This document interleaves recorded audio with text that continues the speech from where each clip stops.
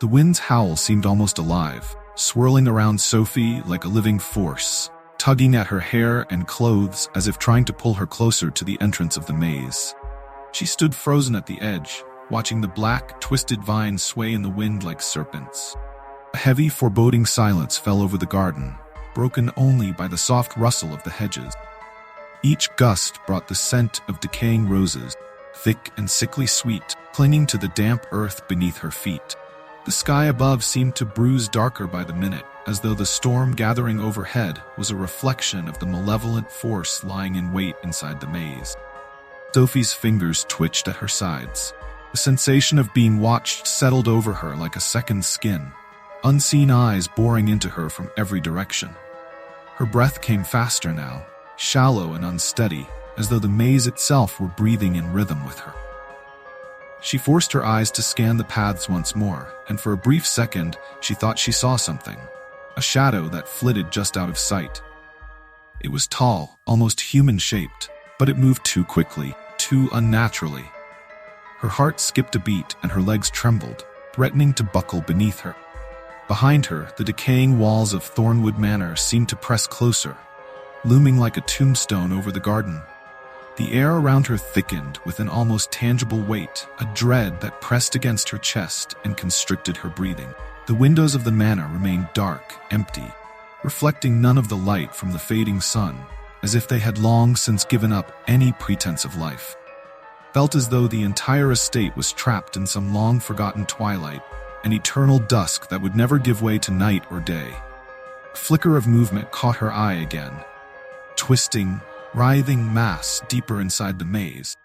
It wasn't a person, it wasn't an animal. The way it slithered and shifted made her stomach turn. Her body screamed at her to run, to leave this place behind and never look back, but her feet remained rooted to the ground.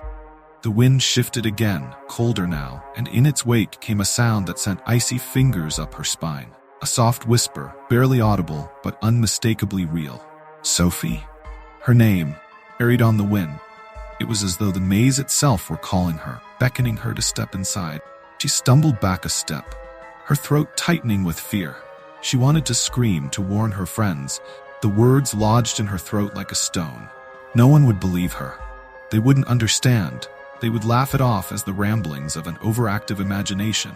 They always did. Sophie. Mia's voice jolted her back to reality.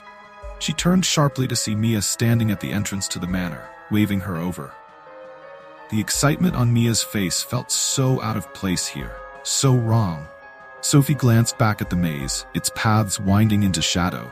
For just a moment, she could swear she saw the vines twitch, as if the thorns themselves were watching her. She shivered violently, pulling her jacket tighter around her body. She needed to get inside, away from the maze. The thought made her stomach churn. Deep down, she knew that even inside the manor, they wouldn't be safe. Something had been awakened here, and it wasn't going to let them leave so easily. Inside Thornwood Manor, the air was thick with decay.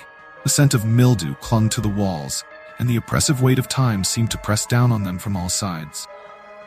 Sophie's footsteps echoed through the vast, empty halls as she followed Mia into the library, her mind still reeling from the maze. The library felt like it had been forgotten by time itself, the shelves filled with books that no one had touched in decades.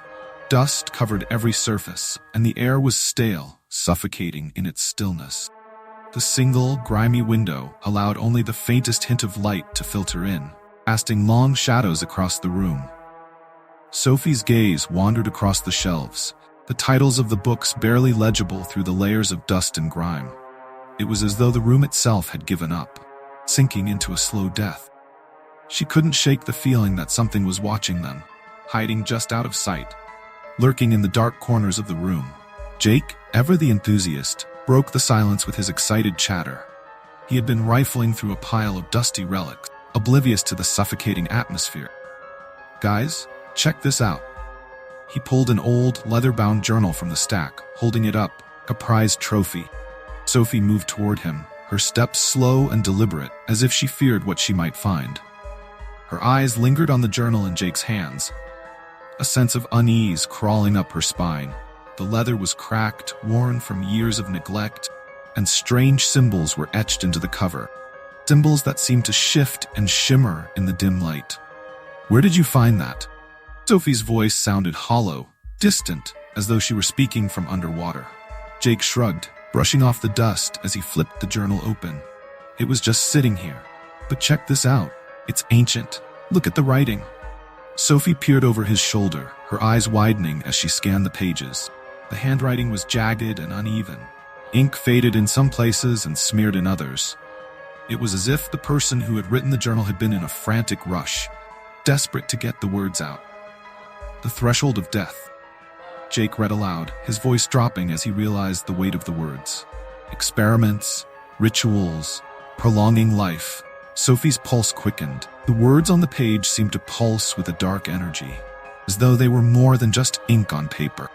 She leaned in closer, her fingers brushing against the pages, and a chill ran through her. It wasn't just the journal that felt wrong. It was the entire room. The shadows seemed to stretch and shift, as if something was moving just out of sight. Jake continued to read, his voice faltering as the entries grew more disturbing. "Experiments to cross beyond the veil, to cheat death." The words hung heavy in the air. Sophie felt a knot form in her stomach. Cheating death. What had they stumbled upon? What dark secrets had been buried within this manor? Then, Jake's voice softened to a near whisper. "The maze is the key. Within its twisted paths lies the answer. The cost is too great." Sophie's breath hitched. Her mind flashed back to the maze, to the shifting vines, the whisper in the wind. The maze had felt alive, watching her, waiting for her. And now, this journal seemed to confirm her worst fears. "This can't be real," Emma said, breaking the silence. She stood a few feet away, her arms crossed tightly over her chest, her expression skeptical but fearful. "It's just a crazy person's journal." Sophie's eyes remained fixed on the pages. She knew deep down that this was real. The maze was more than just a garden. It was a trap, living thing, hungry and dangerous. "We need to leave," Sophie whispered, her voice trembling. "We shouldn't be here." Jake shook his head, closing the journal with a snap. "It's just an old book, Sophie. Don't freak out." But Sophie couldn't shake the feeling that the journal had found them for a reason. The maze was the key, and they were already too deep inside to escape. The storm had intensified overnight. Dark clouds roiled overhead, casting the garden in a permanent twilight. The air was thick, suffocating, as though the very atmosphere had turned against them. At the entrance to the maze, Sophie hesitated. The vines twisted and coiled like snakes, the roses blackened and withered, their petals curling inward as though they were dying from within. Air reeked of decay, the scent of rotting vegetation mixing with something darker, more foul. Mia was already a few steps ahead, eager to explore. "Come on, Sophie. It's just a garden." Sophie's stomach churned with dread. "No, it's not." Her voice trailed off as she took a hesitant step forward. The ground beneath her felt wrong, too soft, too yielding, as though something was shifting beneath the soil. They moved deeper into the maze, the paths twisting and narrowing, the hedges growing taller and more oppressive. Further they went, the more suffocating the air became. The vines seemed to close in around them, shifting when they weren't looking, as though the maze was trying to trap them. Sophie's heart raced, her chest tightening with each step. The journal's words echoed in her mind. The maze is the key, but the cost is too great. Her fear deepened with every step, her breath catching in her throat as the atmosphere became heavier. The sky above had darkened, the storm threatening to break at any moment.